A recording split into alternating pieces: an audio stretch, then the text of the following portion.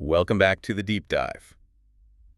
Okay, you gave us a really interesting set of sources today with a fantastic mission. Oh, Let's challenge the Brussels cliches. exactly. We're aiming to move past, the easy stuff, the constant EU bureaucracy focus, maybe skipping the political protests, whether it's Irene Montero or Alvise Perez popping up, Right.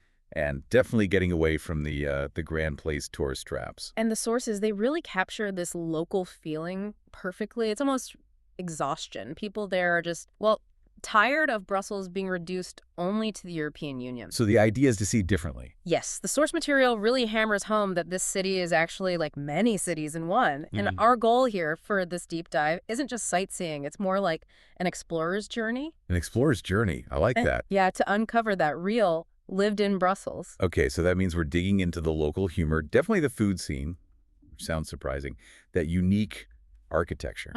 Often quite idiosyncratic. Right, and this feeling, the sources mention of perpetual motion, constant change. We're trying to find the city's core way outside the political bubble. Precisely. We're swapping that kind of institutional seriousness for maybe cultural irreverence. Okay, let's get into it then. And, well, where better to start than the weather? It seems to define so much of Northern Europe. True. Our sources note Brussels often seems, let's say, dirty or rainy. If you're visiting, you need to be ready for that atmosphere.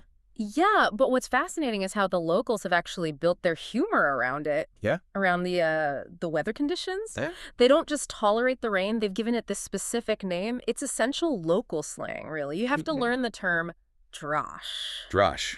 Okay, sounds appropriately dramatic. It is. It's a Flemish root, but everyone uses it in the Bruxelles dialect. And it means those, really specific, heavy, completely unexpected, but thankfully short storms. So not just drizzle. No. This is a proper downpour that just arrives and then disappears. And it's so ingrained, this whole idea, that the Belgian national holiday, July 21st, it's nicknamed La Drache Nationale. No way. The National Downpour Day. Essentially, they're basically predicting it'll rain spectacularly on the one day it really shouldn't. It's classic local humor. That kind of self-deprecating humor, it's immediately quite welcoming, isn't it? Tells you the city accepts a bit of chaos. It absolutely does. It's like they're saying, look, we know it rains, we think it's funny, now let's get on with it. Okay, that sets a good tone. So if we're really exploring beyond that central core, the Almendra Central, as some might call it, where should we base ourselves? Where do we find that local feel? You really want to head a bit south, specifically towards Saint-Gilles and Ixelles. The sources strongly recommend the area where those two neighborhoods meet. Saint-Gilles and Ixelles, got it. And fun fact, Ixelles is actually Audrey Hepburn's birthplace. Oh, really? Okay. Yeah. And these areas are great because you find loads of boutique hotels, often these really charming 19th century buildings. Right, not the big chain hotels. And what's the damage budget-wise? It's pretty standard for a European capital, actually. Yeah. Generally around, say, 130 euros a night. The sources mention a couple of good ones, like Maiden Louise or the Vintage Hotel. Both seem like great starting points. Okay, now this is where it gets really interesting for me, especially building on that Drosh-induced chaos idea, the architecture. Lots of people just assume Brussels is kind of a mini Paris, French influence and all that. Is that fair? Definitely not. I mean, yes, the influence is there, you can't deny it, but Brussels really lacks that dominant uniform Haussmann style you see everywhere in Paris. Ah, okay. The sources joke that if Haussmann were alive today, he'd probably, suffer seeing Brussels' unique, sometimes messy character. Instead of that uniformity, you get Art Nouveau. It really exploded there. Art Nouveau. So why is that the main flavor, and how's it different from Haussmann? Well, Art Nouveau, it was radical for its time. Haussmann loved symmetry, straight lines, everything looking the same. Belgian Art Nouveau, think Victor Horta, it's all about flow, organic shapes, curves in glass and ironwork. Very nature-inspired. So much more individual. Exactly. Every house feels kind of unique, personalized. It's this architectural style, a bit unruly, artistic. It really mirrors the city's whole vibe, I think. You have to actually look closely, at the door frames, the balconies to really see it. That makes sense. A different kind of beauty. Okay, let's switch gears. To the stomach. We have a serious culinary warning in these sources. Yes, this is critical, crucial to the mission. You absolutely must avoid the fake, messy street gaufres, the waffle sold near the Grand Place. Fake waffles? Well, yeah. The source literally calls eating those instead of trying the real variety a crime against gastronomy. Strong words. Okay, well, so what's the difference? How do we avoid committing this crime? You skip those heavy, sugary things they sell on the street. You need to find someone doing the proper, light, rectangular Brussels waffle. It should be airy inside, crisp outside, often just eaten plain or with a bit of sugar. Or you look for the Liège type. That one's denser, chewier, kind of irregular shaped, and it uses pearl sugar that caramelizes as it cooks. Right. The street vendors, they sell this cheap, dense hybrid. Just doesn't compare. Got it. Authenticity matters. So what's the culinary revelation then, beyond waffles? The revelation is just how vast the international and contemporary scene is. It's a real mix of global flavors, often driven by people who move there for reasons totally outside the EU bubble. Like, We'll take Taro, for example. It's new Avenue Louise. It's contemporary cooking, really focused on great ingredients, quite inventive with vinegars, and the menu changes every few months. and the sources had that great little detail about the owner. Exactly. It shows that global connection. You might end up chatting with the owner, who's Sicilian but speaks perfect Spanish because his wife is from Asturias in Spain. Huh. That's Brussels right there. That's the real Brussels, the genuine international crossroads where people just land and, create something interesting. Okay, but what about a classic Belgian experience? One that still avoids the tourist crowds. Right. For classic flavors, but with a modern touch, the sources point to Le Brigitin in the Sablon area. Sublime, okay.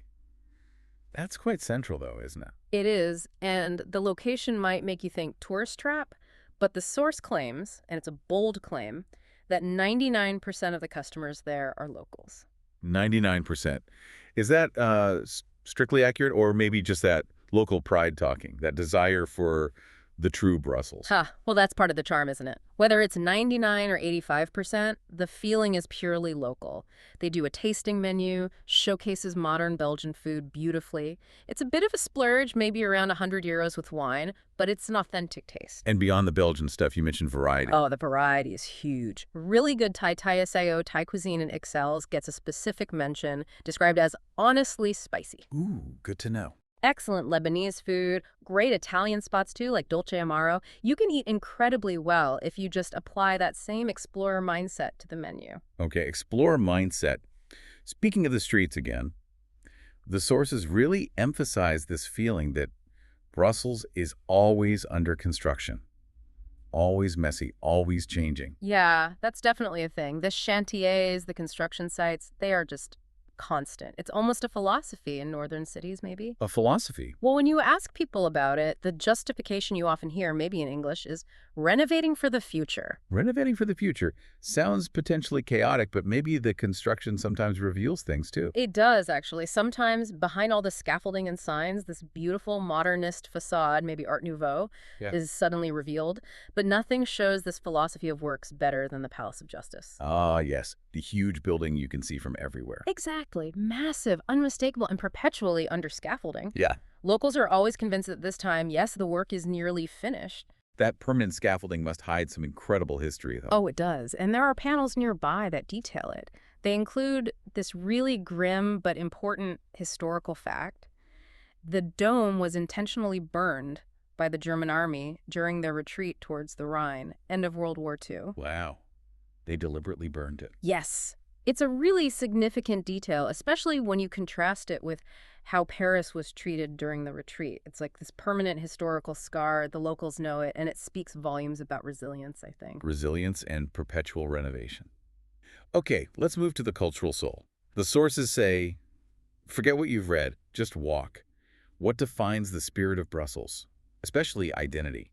That's a really good question the sources raise. How do all these diverse people actually coexist?